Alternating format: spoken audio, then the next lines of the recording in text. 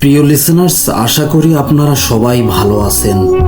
তো আজ আমি যে ঘটনাটি আপনাদের মাঝে শেয়ার করতে যাচ্ছি, তো যেই ভাই ঘটনাটি পাঠিয়েছেন ওই ভাইয়ের নাম হচ্ছে সাব্বির।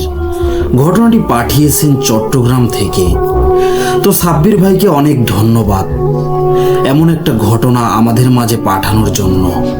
ঘটনাটি হচ্ছে একটা কুফরি করা লোকের সাথে, মানে সে পেশাগতভাবে ব্ল্যাক ম্যাজিক কুফরি করে। জিন যদি কাউকে আসর করে, ওই জিন ছাড়াইতো, আবার কারো প্রয়োজনে জিন তাদের সাথে করাইতো, মানে ভালো খারাপ মিলেই সব কাজই করত। উনি টাকার বিনিময়ে এসব কাজ করত। তো ওর কাছে আবার বেশ দূর দূরান্ত থেকে অনেক লোকই আসে। তো লোকটি এক পর্যায়ে হঠাৎ একদিন মারা যায়। লোকটার মৃত্যুটা মানে অস্বাভাবিক ছিল, স্বাভাবিক মনে হয়নি কারো। কারণ লোকটা যে স্থানে মারা গেছে এটা হচ্ছে তাদের পুকুর পাড়, মানে একটা গাব গাছ আছে, গাব গাছের নিচে। তবে লোকটার গায়ে কোনো স্পট নাই, একটা নর্মাল মানুষ মারা গেলে যেরকম হয় সেরকম না, মানে এমনি কোনো গায়ে স্পট নাই। তবে যেখানে মারা গেছে এটা একটা ভুতুড়ে জায়গা। তো সেজন্যই সবাই ভাবতেছে মৃত্যু স্বাভাবিক না, ওখানে বা কেন গেছিল, বা সবাই যার যার মতো কথা বলে। আর বিশেষ করে উনি যে গ্রামে থাকেন, ওই গ্রামটা হচ্ছে একটা অজপাড়া গা, ওখানে মানুষ বসবাস খুবই কম করে। আর চট্টগ্রামের বিভিন্ন সিটি বা এলাকা ছাড়া পাহাড় অঞ্চল, তো এই জন্য একটু কম বসতি ওখানে, এটা আমরা সবাই জানি। তো অনেকেরই সন্দেহ লাগে। এমনিতে লোকটার আবার আর্থিক অবস্থা ভালো, কবিরাজি করে টাকা পয়সা বেশ বানিয়েছিল। তো ওর পরিবার মৃত্যুটাকে স্বাভাবিক হিসেবে মেনে নেয় নাই। কেউ কেউ বলে যে এখানে মাইরা ফালাই রাখাইছে, এক একজন এক এক কথা বলে। তো এটা কোনো মতে পুলিশের কানে চলে যায় খবরটা। তো পুলিশ আসে এক পর্যায়ে, আসার পর লাশটাকে নিয়ে যাওয়ার জন্য পোস্টমর্টেম করবে, এজন্য নিয়ে যাওয়ার জন্য চেষ্টা করে। তো সবাই এবং এলাকার যে চেয়ারম্যান আছে ওনারা অনেকটা নিষেধ করছে যে এত স্বাভাবিকভাবে মৃত্যু হয়েছে, ওখানে মারা গেছে ঠিক আছে, তবে কোনো স্পট নাই, স্পষ্ট বোঝা যাচ্ছে না, তো ওকে কেন আপনারা পোস্টমর্টেম করবেন? তো এরপরও কোনো কথা শুনে নাই, পুলিশ নিয়ে গেছে পোস্টমর্টেম করার জন্য। তো পরে অনেক বাধা সৃষ্টি হওয়ার পরও আটকাইতে পারে নাই, পুলিশ নিয়ে গেছে। তো নিয়ে যাওয়ার পর লাশের সাথে লোক যে ছিল একজন, সম্ভবত তার বাবা ছিল। লোকটা বয়স্ক ছিল, সম্ভবত 30 কি 40 বছর হবে। আর তার সাথে ছিল যেহেতু তার বাবা, তো বেশিরভাগই যেখান থেকে লাশ নিয়ে যায়, যে লোক নিয়ে যায় তারাই আয়না দিয়ে যায়। তো সব জায়গায় তো আর এক নয়, কিছু কিছু জায়গায় নিজেদেরকে আনতে হয় লাশ। তো পরে লাশের সাথে লোক গেছে ওনার বাবা। তো লাশটাকে পোস্টমর্টেম করার পর অ্যাম্বুলেন্সের মধ্যে তুলছে, তোলার পর বাড়ির উদ্দেশ্যে রওনা দিছে। তো তাদের গ্রামটা তো ছিল অজপাড়া গা, এটা আগেই বলেছি। আর যেখানে পোস্টমর্টেম করাইতে নিয়ে গেছে মানে অনেকটা দূরে তাদের গ্রাম থেকে। তো আনতে আনতে প্রায় রাত 8:30 বা 6:30, সম্ভবত 6:30 বাজছে। বাসায় আনেনি এখনো, মানে বাড়ির কাছে আস্তে আস্তে 6টা এরকম বেজে গেছে। তো রাস্তাতে এমনি কোনো সমস্যা হয়নি, তবে সমস্যা হয়েছে তাদের গ্রামে আসার পর থেকে। তাদের গ্রামটা অনেকটাই হন্টেড টাইপের, কারণ জঙ্গল বেশি সেখানে, বিভিন্ন জায়গায় বিভিন্ন রকম জঙ্গল থাকে আপনারা জানেন। তো মেইন রোড থেকে যখনই তাদের বাড়িতে যাবে ওইখান দিয়ে নামছে রাস্তাতে। তো এখান থেকে ঘটনার শুরুতে এমনিতে লোক শুধু 2 জন ছিল, ড্রাইভার আর লাশের বাবা। তো লাশটা ছিল পেছনে, তো ড্রাইভারের সাথে বসছে ওর বাবা। তো পিছনে শুধু লাশটা যখনই মোড়টার মধ্যে নামছে, তো নামার পর গাড়িটা স্টার্ট বন্ধ হয়ে গেছে হঠাৎ করে। গাড়ি কোনো সমস্যা দেয়নি, বাট গাড়ি বন্ধ হয়ে গেছে। তো ড্রাইভার নেমে এদিক সেদিক দেখলো, গাড়ি কোনো সমস্যা নেই। পরে আবার স্টার্ট করলো, তো নিয়ে আবার কত দূর গেছে আবার অফ হয়ে গেছে। তো এমনি 3 থেকে 4 বার স্টার্ট অফ হয়ে যায়, এভাবে একটু যাইলে আবার অফ হয়ে যায়। তখন বেজে গেছে প্রায় রাত 1:30 কি 2টা। এরকম হবে। তো পরে ওই অবস্থা দেখে তো তারা বুঝতেছে না যে আসলে তাদের সাথে কি হচ্ছে। তো একটা পর্যায়ে স্টার্ট কিছুটা নিছে, মানে আস্তে আস্তে ড্রাইভার চালাইতেছে, ফাঁড়ি রাস্তা আছে।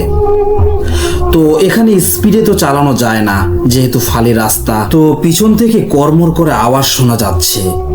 কর্মরানি কেউ যদি হাড্ডি চিবাইয়া থাকে তো যে একটু শব্দ হয় এরকম শব্দ হচ্ছে। তো তারা দুইজনে ভয় পেয়ে গেল যে কি ব্যাপার, পেছনে তো কোনো লোক নাই আর শুধু লাশটা আছে পেছনে। তো হাড্ডি চেবানোর শব্দ কিসের এটা? তো মানুষ যেভাবে গোংরায় ওভাবে গোংরানোর আওয়াজ হচ্ছে এক পর্যায়ে, মানে পেছনের লাশটা যেখানে রাখছে। তো তারা ভয়ে গাড়িটা এক সাইড করে পিছনের তাকায় দেখতে চায়, মানে তার বাবা দেখতে চায়, কিন্তু ড্রাইভার বলতেছেন না, আপনি পিছনে দেখবেন না, যাই হয়ে যাক পিছনে তাকাবেন না। যদি আমি বলি তাহলে আমরা দুইজন একসাথে তাকাবো। তো পরে স্টার্ট অফ করছে, মানে গাড়িটা বন্ধ করে রাখছে এক পর্যায়ে। তো পিছনে দুইজনে তাকিয়ে দেখে লাশটা তো শোয়ানো ছিল, তো এটা সামনের দিকে চলে আসছে, মানে কিছুটা নড়ে গেছে। তো এক পর্যায়ে যেটা দেখে যে কাপড় দিয়ে পেঁচানো ছিল, ওই কাপড়টা সরে গেছে কবজি পর্যন্ত হাতের, মানে খুলে গেছে, মাথাটা স্পষ্ট। আর লাশের পোস্টমর্টেম করলে তো চোখ মুখ সবগুলোই খুলে গেছে, চোখগুলো গর্ত, রক্ত পড়তেছে, আর জিহ্বাটা অনেকখানি প্রায় বুক পর্যন্ত, মানে নিচের দিকে নেমে আসছে, জিহ্বা বের হয়ে আসে। তারা এই অবস্থা দেখে তারা দুজনে গাড়ি থেকে নেমে যায়। দুই পাশ দিয়ে পাহাড় আর মাঝখান দিয়ে রাস্তা। এখানে তো কেউ তাদের ডাকে আসতেছে না। তো দুইজন চিৎকার দিয়ে এক সাইডে গেছে, মানে দৌড় দিছে।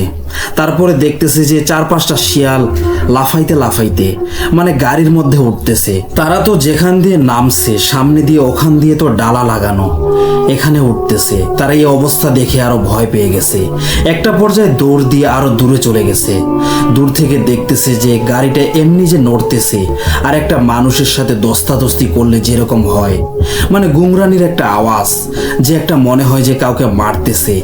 এতে বাঁচার জন্য অনেক দাফাদাফি বা চোরাচুরি করতেছে। পরে গাড়ি মানে নাচার অবস্থার মতো অবস্থা। একটা অবস্থা এরকম হইতেছে যে তাদের তো কোনো সাহসে কুলাইতেছে না দুইজনে গাড়ির কাছে যাওয়ার। তো লাশের যে বাবা অনেক কান্নাকাটি করতেছে। তো ড্রাইভারের মোটামুটি টুকটাক এরকম এক্সপিরিয়েন্স আছে। তো ড্রাইভার জিজ্ঞাসা করতেছে, বলে যে আপনার ছেলে মানে কিভাবে মারা গেছে, বা কোনো কিছু মানে কি কাজ করত, মানে পেশাগতভাবে কি ছিল জিজ্ঞাসা করানোর পর তো সে বলতেছে যে উনি তো এমনি কোনো কাজ করতো না, তবে মানুষকে উপকার করত, যেমন জিনে ধরলে বা জিন ছাড়াইতো বা কারো প্রয়োজন হলে তাদেরকেই করত এরকম। তো ড্রাইভার তো এ কথা শুই না অবাক হয়ে যায়, আপনি আমাকে আগে বলেননি কেন? আমি তো আপনাকে একবার বলছি যে লাশের এমনি কোনো সমস্যা টমস্যা আছে কিনা, যদি সমস্যা থাকে নিয়ে যাইতে অনেক বাধা সৃষ্টি করে, সমস্যা হইতো। আপনি তো বলছেন কোনো কিছুই না, তো কেন না করছেন? ব্ল্যাক ম্যাজিক করে এগুলোর মধ্যে তো জিন থাকবেই, মিস নাই। আমি এর আগে কয়েকটা নিয়ে গেছি, খুবই খারাপ অবস্থা হয়েছে। সাথে লোক ছিল 3 থেকে 4 জন করে, তারপরও খারাপ অবস্থা হয়েছে। তো আপনি কেন আমাকে আগে বলেননি? তো বলতেছে যে যদি বলতাম তাহলে আপনি হয়তো যদি ভয় পাইতেন, যদি গাড়ি চালাইতেন না বা এরকম কিছু, তো এই জন্য আমি বলি নাই। তো তারা দুইজন দোয়া দরুদ পড়তেছে। তো একটা পর্যায়ে দেখতেছে যে যেখান দিয়ে শিয়ালগুলো লাফাইয়া লাফাইয়া মানে ঢুকছিল সেখান থেকে নিচে চলে যাচ্ছে, মানে নেমে যাচ্ছে পিছনের দিক থেকে। গাড়ির যে পিছন সাইডটা, পিছন দিক থেকে দৌড়ে চলে গেছে। তো তাদের তো আর সাহস কুলাইতেছে না যে গাড়ির কাছে যাবে। তো তারা আজান দেওয়া পর্যন্ত অপেক্ষা করতেছে, যে আজান দেওয়ার বেশিক্ষণ দেরি নাই, আর ঘন্টা খানিকের মতো আছে। তো একটা পর্যায়ে যখন আজান দিছে তো লাশের কাছে গিয়ে তো তারা পুরাই অবাক হয়ে যায়। গিয়ে দেখতেছে যে লাশটার কিচ্ছুই নাই, শুধু হাড়গুলো পড়ে আছে, আর রক্ত আছে হালকা সাইড দিয়ে একটু একটু ছিটা ছিটা পড়ে আছে, এমনি হাড়গুলো, এছাড়া মাংস তো কোনো কিছুই নাই। তারা এই অবস্থায় বাড়িতে নিয়ে যাওয়ার পর সবাই কান্নাকাটি যে কি হয়েছে এরকম। তো তারা সব কিছু খুলে বলছে যে আসার সময় এরকম ঘটনা ঘটছে। তারপর একটা পর্যায়ে হুজুর এসে, মানে তারা হুজুর নিয়ে আসে, এটাকে দাফন করা হয়। তো দাফন করার পর থেকে আর একটা বড় সমস্যা সৃষ্টি হয়। মানুষ আশেপাশে যারাই আছে, মানে ঘরবাড়ি যাদের আছে, তারা রাতে কেউ বের হইতে পারে না। যদি বের হয় তো ওই লোকটাকে দেখে, কেউ দেখে কঙ্কাল অবস্থায় হাড়গুলো, যে কেউ দেখে যে মানে সামনে দিয়ে হাঁটে যাচ্ছে খিলখিল করে হাসতেছে, তারপরে আবার কাউকে বলতেছে যে কাউকে ছাড়বো না, সবাইকে মেরে ফেলবো। এভাবে সবাই কম বেশি সামনাসামনি মানে দেখা দেখে যাচ্ছে সবাইকে। তো ভয়ে কেউ রাতে আর বের হয় না, আরও টুকটাক ভয়ের ঘটনা ঘটছে। তো সম্ভবত এগুলো লাশটা ছিল না, তার পায়ে যে জিনগুলো ছিল তারাই সম্ভবত ভয় দেখাচ্ছে আমার ধারণা মতে।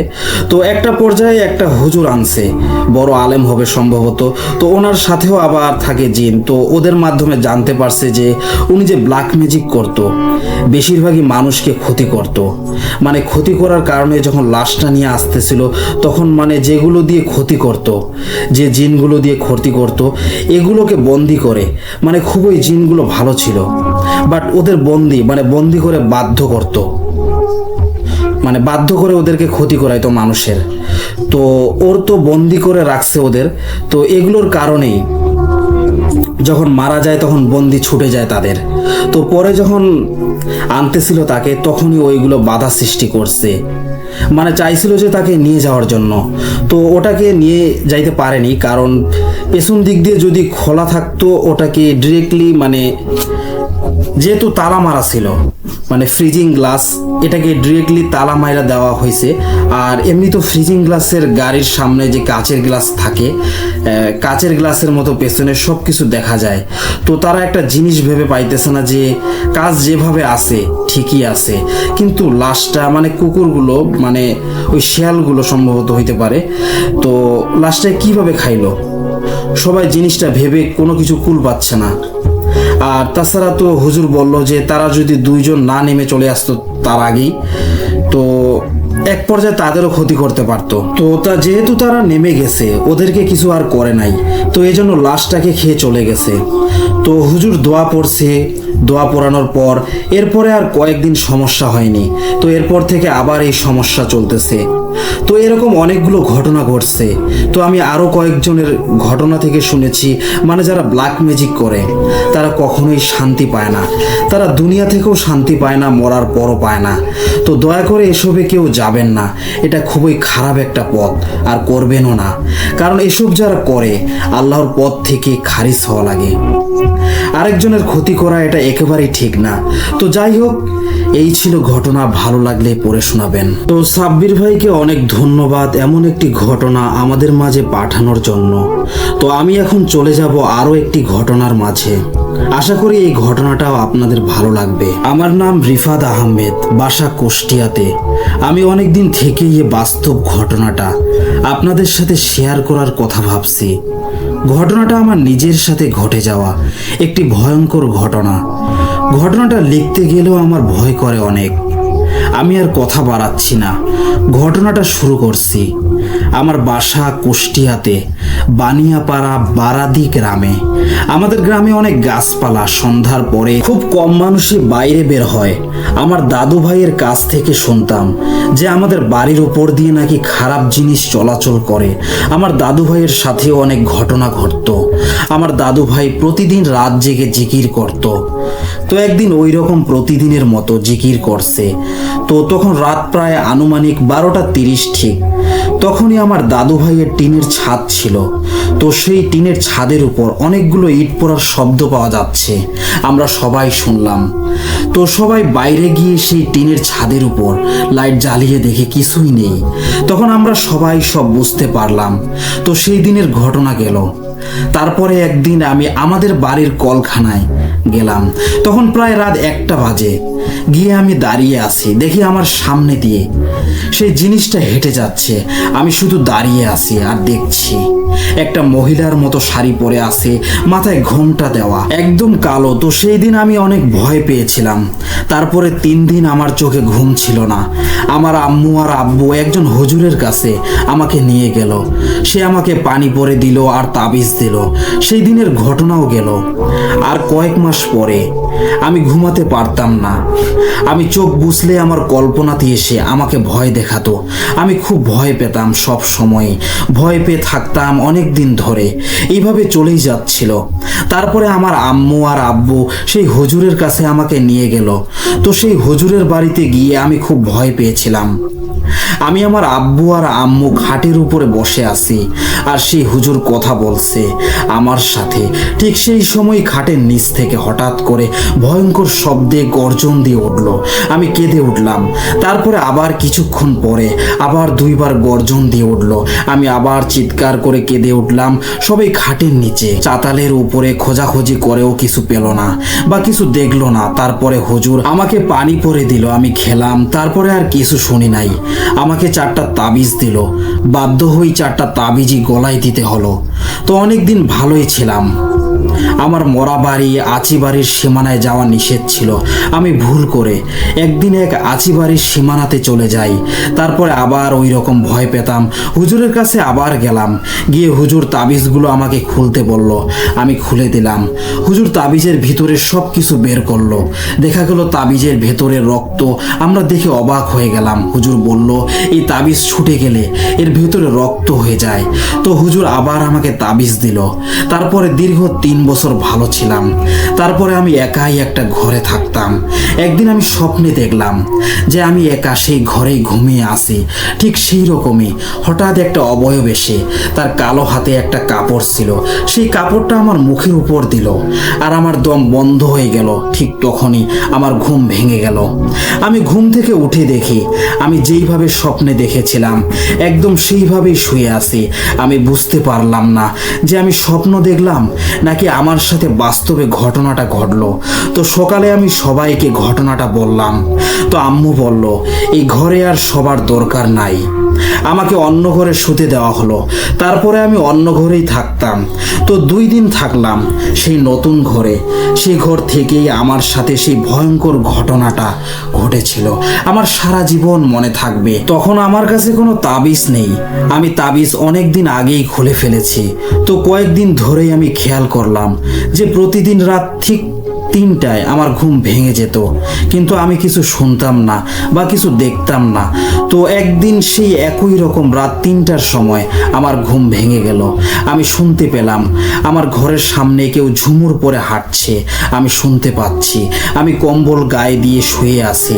একটু পরে শুনতে পেলাম আমার ঘরের ভিতরে কেউ হাঁটছে। আমি বুঝতে পারলাম সব যে আমার সাথে কিছু ঘটতে চলেছে। আমি কম্বল দিয়ে মুখ ঢেকে আরেক পাশ হয়ে শুয়ে থাকলাম। তো 30 মিনিটের বেশি সময় ধরে এইরকম শব্দ হয়েই যাচ্ছে। আমি শুধু কম্বলের ভিতরে সূরা দোয়া পড়ছিলাম। আমি আবার অন্যদিক হয়ে শুয়ে থাকলাম।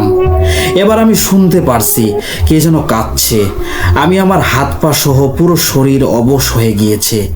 আমার ভয়ের জন্য কোনো সূরা দোয়াও মনে পড়ছে না, মানে মনে পড়তে পারছে না। তারপরে আমার বালিশের নিচে মোবাইল ছিল। আমি মোবাইলটা দিয়ে কম্বলের ভিতরে দেখছিলাম। ঠিক সেই সময়ে একটা হাত দিয়ে আমার গায়ের উপর একটা ঘুষি মারলো। আমার মনে হলো আমি শেষ।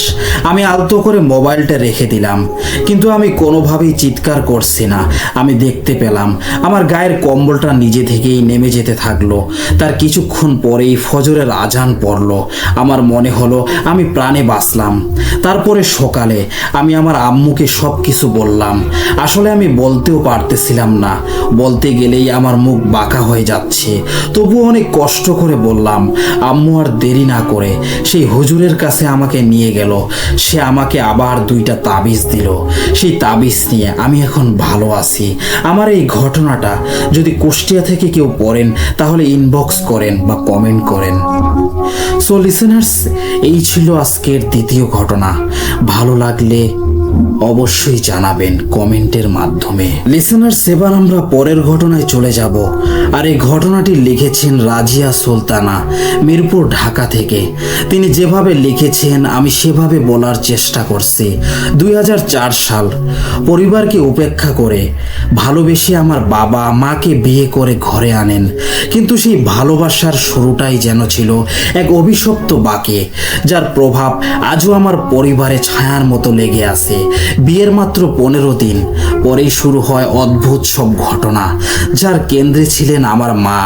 আমাদের নানা বাড়ি আর নিজেদের বাড়ির দূরত্ব মাত্র 10 মিনিট, কিন্তু সেই দূরত্ব কোনোদিন মায়ের রক্ষা কবচ হতে পারেনি। আমার দাদি কখনোই মাকে মেনে নিতে পারেননি, বরং ঘরের সব কাজ একা মাকে দিয়ে করানো, খেতে না দেওয়া, দিন দিন খারাপ ব্যবহার করতেন। কিন্তু এক রাতে ঘটল এমন কিছু যা ছিল মায়ের জীবনের প্রথম ছায়া সংস্পর্শ। ঘর থেকে প্রায় একটু দূরে ছিল টয়লেট, এক বিশাল পুরনো বড়ই গাছের নিচে। মা রাতের বেলা বাবাকে সঙ্গে যেতে বলেন। বাবা একটু দূরে দাঁড়িয়ে সিগারেট খাচ্ছিলেন। মা কাজ সেরে বের হতেই দেখেন বড়ই গাছের উপরে আগুনের গোলা উড়ে বেড়াচ্ছে। সেই দৃশ্য দেখে মা চিৎকার করে উঠলে বাবা দৌড়ে এসে মায়ের সঙ্গে সেই দৃশ্য নিজেও দেখতে পান। সেই রাত থেকে শুরু হলো অশুভ ঘটনাসমূহ। ঘরের টিনের উপর পাথর পড়া, রাতভর কান্নার আওয়াজ, অদ্ভুত ঘুঙুরের শব্দ। এরই মধ্যে আমি মায়ের গর্ভে। হঠাৎ এক রাতে মা পাশের নানা বাড়িতে ছিলেন, কারণ রাত হয়ে যাওয়ায় নানি মাকে আর যেতে দেননি। মাঝরাতে মায়ের তল পেটে তীব্র ব্যথা শুরু হয়। ঘুমের মধ্যে তিনি স্বপ্ন দেখেন এক বৃদ্ধা লাঠিতে ভর দিয়ে এগিয়ে এসে তার পেটে লাঠি দিয়ে আঘাত করছে।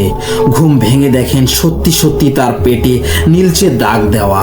কয়েক মাস পর আমার জন্ম হয়, কিন্তু মায়ের দেহ তখন ভেঙে পড়েছে। মুখে রক্ত নেই, হাঁটতে পারেন না। প্রায় প্রতিদিন রাতে কোনো অশরীরী শক্তি যেন মায়ের বুকের উপর উঠে বসে, তার শ্বাস বন্ধ করে দিতে চায়। বাবা দৌড়ে গিয়ে নানিকে ডাকতেন। নানি এসে সূরা ইয়াসিন, আয়াতুল কুরসি পড়ে ফু দিলে মা ধীরে ধীরে স্বাভাবিক হতেন। কিন্তু এরপর দেখা যেত মায়ের গলা, পিঠ, হাতে জমাট বাঁধা রক্তের দাগ। ডাক্তারের পর ডাক্তার, কবিরাজের পর কবিরাজ, কেউ কোনো স্থায়ী সমাধান দিতে পারল না। ঝাড়ফুঁক, পানি পড়া, ঘর বন্ধ করে যন্ত্রণা থামানো, সবই অস্থায়ী। আবার ফিরে আসতো সেই ছায়া। মায়ের চোখে কেবল আতঙ্ক, ক্লান্তি আর মৃত্যু ভয়। মা বলতেন কেউ যেন স্বপ্নে তাকে নিয়ে যেতে চায়, কখনো জোর করে হাত টেনে, কখনো ফিসফিসে ডাক দিয়ে। দিনের বেলাতেও তিনি কারো উপস্থিতি টের পেতেন। ঘরে কেউ না থেকেও কাপড় নড়ে ওঠা, দরজা শব্দ করা, সবই চলতো। এক আত্মীয় পরামর্শ দেন গাজীপুরের এক হুজুরের কথা। পরদিনই রওনা হয়, কিন্তু যাত্রা শুরু হতেই সমস্যার পাহাড়। গাড়ি হঠাৎ বন্ধ হয়ে যায়। রাস্তার মাঝখানে উপড়ে পড়ে বিশাল গাছ, অথচ চারপাশে বাতাসের লেশমাত্র নেই। দুপুর, অথচ যেন রাতের অন্ধকারে ঢেকে যাচ্ছে আমাদের চারপাশ। শেষমেশ গন্তব্যে পৌঁছে শুনি যার কাছে এসেছি সেই হুজুর আজ সকালে ইন্তেকাল করেছেন। পরবর্তী কয়েক বছরেও মায়ের অবস্থার উন্নতি হয়নি। তখন আমার ছোট বোনের জন্ম হয়। রাতগুলো তখনও ছিল ভয়ের, আতঙ্কের, অচেনা কিছুর ঘন ছায়ায় ঢাকা। এর মধ্যে আমরা আলাদা হয়ে যাই। তবুও দাদি, ফুপুরা দেখতে আসতেন মাঝে মাঝে, কিন্তু তাদের মুখের সেই অভিনয়, মায়ের প্রতি অতীতের নির্দয়তা সব মনে পড়ে। আমার গা গুলিয়ে উঠত, কারণ আমি নিজ চোখে দেখেছি কিভাবে তারা মাকে দিন দিন শেষ করে দিচ্ছিল। একদিন এক নতুন হুজুরের খোঁজ পাই। অনেক দূরে হলেও তাকে নিয়ে আসা হয়। তিনি কোরআন হাতে নিয়ে মায়ের নাম শুনে চুপ হয়ে যান। তারপর বলেন, আপনার স্ত্রীর নামে জিন চালান করা হয়েছে। এটা করেছে আপনাদেরই কেউ, আর এই জিন তাকে ভালোবেসে ফেলেছে। সে তার শরীর ছেড়ে যাবে না মৃত্যুর আগ পর্যন্ত। হুজুর আরো বলেন, এটা এমন এক কুফরি জিন যাকে নিয়ন্ত্রণ করা অসম্ভব। আপনার স্ত্রী যতই চিকিৎসা নিক, সে ফিরে আসবে অন্য রূপে, অন্য শক্তিতে। আমাদের হৃদয় তখন ভেঙে যায়। এত কাছের মানুষ কিভাবে এমন করতে পারে? কিন্তু হুজুরের কথা মিলে যায় পরবর্তীতে। আরো কয়েকজন হুজুরের সাথে দেখা করার পর একই উত্তর, একই সতর্ক বার্তা। আজ অনেক বছর পর আলহামদুলিল্লাহ মা অনেকটাই সুস্থ। মাঝে মাঝে ঘুমে ব্যাঘাত ঘটে, কিছু অদ্ভুত অনুভূতি হয়, তবে আগের মতো ভয়াবহ নয়। তবে আমি এখনো বিশ্বাস করি এ জগতে শুধু মানুষ নয়, এমন অনেক কিছু আছে যা আমাদের মতোই বাস করে, ঘুরে বেড়ায়। আর লোভ, হিংসা, হিংস্রতা মানুষের মাঝে যতদিন থাকবে ততদিন তারা অদৃশ্য শক্তিকে ব্যবহার করেই দুর্বলের উপর অত্যাচার চালাবে। আল্লাহ আল্লাহ যেন সবাইকে কুফরি, শিরক, জাদু, জিন এসবের কবল থেকে রক্ষা করেন, আমিন। এই বলে তিনি তার ঘটনা শেষ করেন। অনেক চমৎকার একটা ঘটনা শুনলাম আমরা। লিসেনার্স, ঘটনাটা ভালো লাগলে অবশ্যই কমেন্টের মাধ্যমে জানাতে ভুলবেন না আপনারা। এবার আমরা পরের ঘটনায় চলে যাব। এই ঘটনাটি লিখেছেন তানহা, বেলকুচি, সিরাজগঞ্জ থেকে। তিনি যেভাবে লিখেছেন আমি সেভাবে বলার চেষ্টা করছি। আমি তানহা, সিরাজগঞ্জ জেলার বেলকুচি উপজেলার এক নিস্তব্ধ গ্রাম থেকে উঠে আসা এক সাধারণ মেয়ে। ছোটবেলা থেকেই অদৃশ্য জগতের প্রতি একটা টান ছিল, একটা ভয় মিশ্রিত কৌতূহল। কিন্তু কখনো কল্পনাও করিনি একদিন সেই অদৃশ্য জগৎ আমার ঘাড়ে চেপে বসবে, জ্যান্ত, নির্দয় আর ভয়ঙ্করভাবে সত্যি। ঘটনার শুরু আমার বিয়ের কয়েকদিন আগের এক সন্ধ্যায়, প্রায় 6টা বাজে। আমি বাড়ির উঠানে ছোট চাচার টিউবওয়েলে মুখ ধুচ্ছিলাম। আমাদের বাড়ির গঠনটা ছিল এমন, 3 ভাই এক বাড়িতে কিন্তু আলাদা ঘরে। এক পাশে ছোট চাচার ঘর, মাঝখানে বড় উঠান, অপর প্রান্তে পুকুর আর একটা বিশাল পুরনো কাঁঠাল গাছ। আমি যখন মুখে ফেনা মাখিয়ে ধুচ্ছি ঠিক তখনই দেখি পুকুর ঘাটের সরু পথ দিয়ে ধীরে ধীরে একটা সাদা অবয়ব এগিয়ে আসছে, কুয়াশার মতো অস্পষ্ট। আমার চোখ যেন ধাঁধিয়ে গেল। হঠাৎ মনে হলো ওটা কোনো মানুষ না, কোনো অস্তিত্ব যেটা চোখে দেখা যায় না কিন্তু উপস্থিতি অনুভব করা যায়। ভয় আর ঠান্ডা হাওয়ার ধাক্কায় আমি চিৎকার দিয়ে অজ্ঞান হয়ে যাই। জ্ঞান ফিরে প্রায় 8টার দিকে। কাঁপছিলাম, কাঁথা পেঁচানো ছিল, কপাল ভেজা ঘামে। আমি কাঁদতে কাঁদতে বলছিলাম, ও আসছে জানালার পাশে, ও আমার দিকে আসছে। আমার মা, বাবা, আপু সবাই কেঁদে ফেলেছিল। তখন আমরা ধরে নিয়েছিলাম একবারের কোনো ভৌতিক ধাক্কা, একজন হুজুর ডেকে পানি পড়া খাওয়ানো হয়। মনে হলো হয়তো সব ঠিক হয়ে যাবে, কিন্তু না, এটা ছিল শুরু। বিয়ের পরও আমি কিছুদিন বাবার বাড়িতে থাকি, আর সেই সময় শুরু হয় বিভীষিকাময় রাতগুলোর। প্রতি মাগরিবের পর মাথা ধরতে শুরু করত, চোখ ঝাপসা, গলা শুকিয়ে যাওয়া, দম বন্ধ হয়ে আসা, বুকের ওপর চাপ। মনে হতো আমি মারা যাচ্ছি, মনে হতো আমার চারপাশে কেউ ঘোরাফেরা করছে কিন্তু চোখে কিছুই দেখা যায় না। একা ঘুমাতে পারতাম না। প্রতিটি রাত আমার কাছে এক এক রকম মৃত্যুর মতো লাগতো। আমার পরিবার এসব মানতে চায়নি। আমরা শিক্ষিত পরিবার, তবুও যন্ত্রণাটা সত্যি ছিল। ডাক্তার দেখাই, রক্ত পরীক্ষা, ইউরো চিকিৎসা, হরমোন পরীক্ষা, সব রিপোর্ট ঠিক, কিন্তু আমি দিনে দিনে শুকিয়ে যাচ্ছিলাম। মাথা কাজ করতো না, শরীরে শক্তি থাকতো না, চোখের নিচে কালো ছোপ। ঘুমিয়ে থাকলে মনে হতো কেউ আমার বুকে বসে আছে, চোখ মেলে দেখি কেউ দাঁড়িয়ে। আমাদের অবস্থা এমন জায়গায় পৌঁছায় যে বাধ্য হয়ে এক হুজুরের শরণাপন্ন হই। সিরাজগঞ্জের বাগবাটির এক বুজুর্গ, তিনি আমাকে দেখে চুপ হয়ে যান। তিনি বলেন, তোমার উপর জিন চালান করা হয়েছে, কালো জাদুর জিন। সে উলঙ্গ, কালো, মুখ ঘোরানো, তার বাস তোমাদের জানালার পাশে থাকা কাঁঠাল গাছে। আরও বলেন, এই জিন শরীর স্পর্শ করে ঘুমে ঢুকে পড়ে, তার শরীর অর্ধেক পশুর মতো আর চোখ লাল। হুজুর আরও বলেন, তাকে ডেকে আনা হবে কিন্তু সে আসবে না শান্তিতে। পরের কয়েক রাত বাড়িতে চলে দোয়া কালাম, সূরা পড়া, ঝাড়ফুঁক, কাঁঠাল গাছের নিচে লবণ ছিটানো হয়, আগরবাতি জ্বালানো হয়। এক রাতে আচমকা বাতাস বন্ধ হয়ে যায়, পাখি ডাকা বন্ধ হয়ে যায়, চারপাশ নীরব। হঠাৎ বিকট একটা গর্জন, কানের পর্দা ফেটে যাচ্ছিল। হুজুর বলেন, জিনটিকে বোতলে বন্দি করা গেছে। সে প্রতিশোধ নিতে এসেছিল, কারণ কেউ তাকে চালান করেছিল। আর সেই গাছ, সেই সীমানা ছোট চাচাতের ঘরের পাশে। আমি বিয়ের পর শ্বশুর বাড়ি চলে যাই। কিছুদিন শান্তি ছিল, আমি ভাবলাম সব শেষ, কিন্তু না। শ্বশুর বাড়িতে ওঠার পর আরো ভয়ঙ্কর কিছু শুরু হয়। এবার রাতেই না, দিনে দুপুরেও দরজা বন্ধ থাকা অবস্থায় পায়ের আওয়াজ, দরজায় টুকটুক, রান্নাঘরে জিনিসপত্র নড়াচড়া, ঘুমের মাঝে শরীর জমে যাওয়া। একদিন দুপুরে চোখ খুলে দেখি আমার বিছানার পাশে দাঁড়িয়ে আছে এক বিশ্রী অবয়ব, নগ্ন, চোখ দুটো ঘোলা, আর মুখে কেবল অশুভ হাসি। আমি আবার অসুস্থ হয়ে পড়ি। এক হুজুরকে ডেকে আনা হয়। তিনি জানালেন, তোমার উপর আবার নতুন জিন চালান হয়েছে। এটা আগেরটার চেয়েও বেশি শক্তিশালী। এবার যারা করেছে তারা খুব কাছের মানুষ, আত্মীয়, ঈর্ষান্বিত তারা। আমি হতবাক হই, কিছু অনুমান করি। এমন কিছু মানুষ ছিল যারা আমাদের পারিবারিক সুখ, আমার বিয়েতে খুশি ছিল না। যাদের আমি দোষ দিতে চাই না, কিন্তু যাদের ব্যবহার সব সময় ঠান্ডা, নিঃশব্দ আর বিষাক্ত ছিল।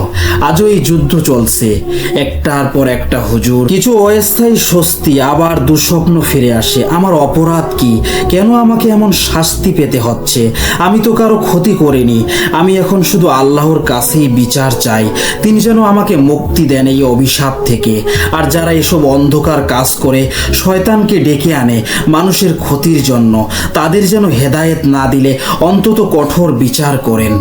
এই ছিল আমার ঘটনা। ভালো লাগলে পড়ে শোনাবেন। লিসেনার্স, যারা এরকম কুফরি কালাম করে তারা কখনোই শান্তি পায় না। তারা দুনিয়া থেকেও শান্তি পায় না, মরার পরও শান্তি পায় না। তো দয়া করে কেউ এসবে যাবেন না, খুবই খারাপ একটা পথ।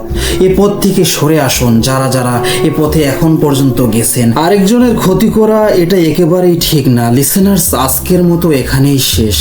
পরবর্তী ঘটনা শুনতে চাইলে আমাদের চ্যানেলটি সাবস্ক্রাইব করে আমাদের পাশে থাকবেন। লিসেনার, সকলের সুস্বাস্থ্য দীর্ঘায়ু কামনা করছি। আমরা সকলে যেন রবের পথে থেকে জীবন পার করে দিতে পারি। প্রিয় লিসেনার্স, ঘটনাগুলো ভালো লেগে থাকলে লাইক কমেন্ট করে আমাদের জানান, আর সাথে সাবস্ক্রাইব করতে ভুলবেন না। আমাদের চ্যানেলকে এগিয়ে নিয়ে যাওয়ার দায়িত্ব আপনাদের। আপনাদের লাইক কমেন্টগুলো এবং সাবস্ক্রাইব আমাদের নতুন নতুন ঘটনা দিতে উৎসাহিত করে। প্রিয় লিসেনার্স, আপনাদের সাথে ঘটে যাওয়া ঘটনা পাঠাতে পারেন। আমাদের ডেসক্রিপশন বক্সে জিমেল আইডি দেওয়া আছে, boothfmrat@gmail.com। অনেক ধন্যবাদ আপনাদের সবাইকে ধৈর্যের সাথে ঘটনাগুলো শুনে থাকার জন্য। আমরা আশা করি আপনারা আমাদের চ্যানেলকে এগিয়ে নিয়ে যাবেন অনেক দূর। আপনাদের এতটুকু ভালোবাসাই আমাদের কাম্য। সবাই ভালো থাকবেন, সুস্থ থাকবেন, আর মহান রব্বুল আলামিনের ইবাদত করবেন। আমরা সকলেই তারই সৃষ্টি।